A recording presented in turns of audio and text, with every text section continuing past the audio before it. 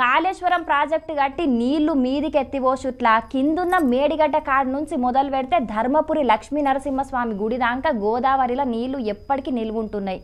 ఎండాకాలమైనా చలికాలమైనా కాలంతో సంబంధం లేకుండా ఎప్పటికీ గోదావరి నిండా నీళ్లుండేది. కానీ ఇది ఇదివరకు ముచ్చట. ఇప్పుడు చూడుండ్రి గోదావరి ఎట్లున్నదో.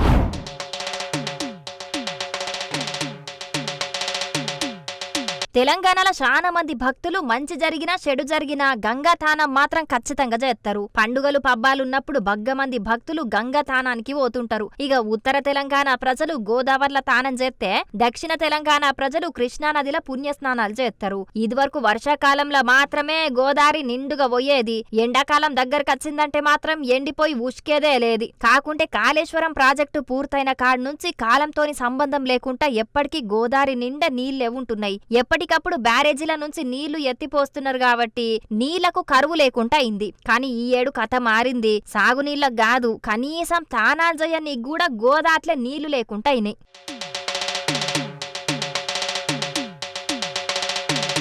పెద్దపల్లి జిల్లా గోదావరికని దగ్గరున్న గోదావరిలో తానాలు చేయనికచ్చిన భక్తులు నీళ్లు లేకపోయే వరకు చాలా ఇబ్బంది పడుతున్నారు. మొన్నటిదాకా మెట్ల దాకా నీళ్లుండేది, అల్కగా తానాలు చేసి పోయేది. ఇప్పుడు ఎక్కడనో కొసకు ముత్తమంత పాయబోతున్నది. ఈ పరిస్థితి ఎందుకచ్చిందని ఫైర్ అవుతున్నారు. ఈ సర్కార్ కనీసానికి తానాలు చేయనీకన్నా గోదాట్లే నీళ్లిడవకుంటే శివరాత్రి యాళ్ల ఎట్ల తానాలు చేసుడు ఏం కథ అని ప్రశ్నిస్తున్నారు. మరిగా నీటిపారుదల శాఖ మంత్రి ఉత్తమ్ కుమార్ రెడ్డి సారు కాళేశ్వరం కూలేశ్వరం అయింది, అన్నారం అంగడంగడైంది అనే మాటలు బందుపెట్టి ఇప్పటికైనా కాళేశ్వరం నీళ్లను పంపింగ్ చేసి నీళ్లెత్తిపోయుండ్రి, ఇటు తానాలకు అటు తాగునీళ్లకు గోస లేకుండా చూడుండ్రి అని అక్కడి జనాలు అడుగుతున్నారు. చూడాలి మరి ఏం చేస్తారో.